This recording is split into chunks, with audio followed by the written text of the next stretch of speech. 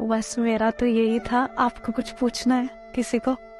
मुझे दीदी ये पूछना था, लाइक कोई आदमी बहुत ज्यादा इंटेलिजेंट है, इंटेलेक्चुअल है, बहुत सारी बुक्स पढ़ ली, इसमें राइटर हो, है ना, ये भी पढ़ा कि यार सामने वाले का अगर मेंटेलिटी है वो थोड़ी सी लोअर है, जैसे हम बच्चों से बात करते हैं, तो क्या उस वक्त भी हमारे अंदर एक ईगो बढ़ती जाती है, क्योंकि मैं सोच तो यही रहा हूँ ना कि यार मैं अपने माइंड को नीचे ले जाकर उससे बात कर रहा हूँ, या किसी ऑटो रिक्शा वाले से, या घर पे जो काम करते हैं, तो तब भी तो एक अंदर मन में भरता रहता है कुछ ना कुछ, उस चीज को कैसे निकालना होता है? क्योंकि हम रोल से बात कर रहे हैं।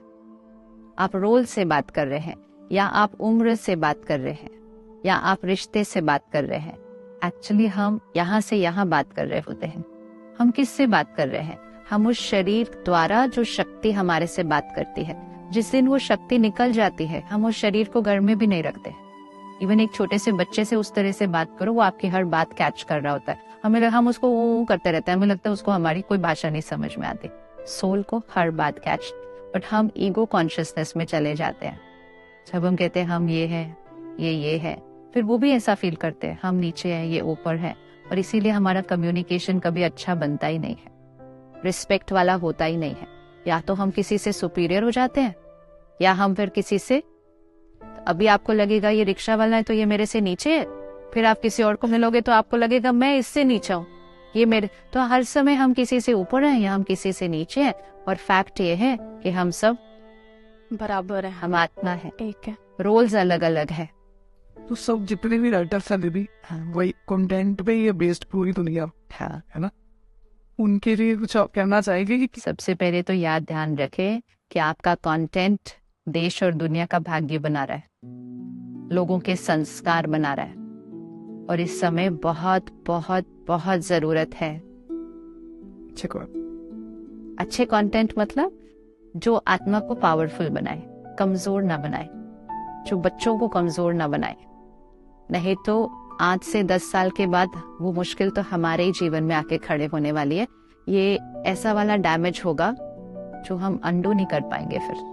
तो इसीलिए बहुत बहुत बहुत बहुत बड़ी जिम्मेवारी है, कर्म भी है, अटेंशन, कि मेरे इस काम से मेरे घर पैसा नहीं आता, सिर्फ मेरे इस काम से दुनिया से दुआएं आनी चाहिए।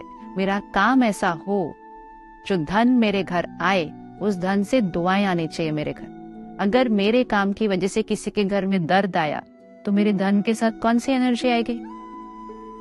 अगर किसी ने ऐसा प्रोडक्ट बनाया जिससे किसी की सेहत खराब होती है, प्रोडक्ट्स हैं ना ऐसे मार्केट में जिससे घर में लड़ाइयां हो रही हैं, जिससे घर के बच्चों की पढ़ाई नहीं हो रही है, जिससे घर टूट रहे हैं, ऐसे प्रोडक्ट भी तो बिजनेस में है।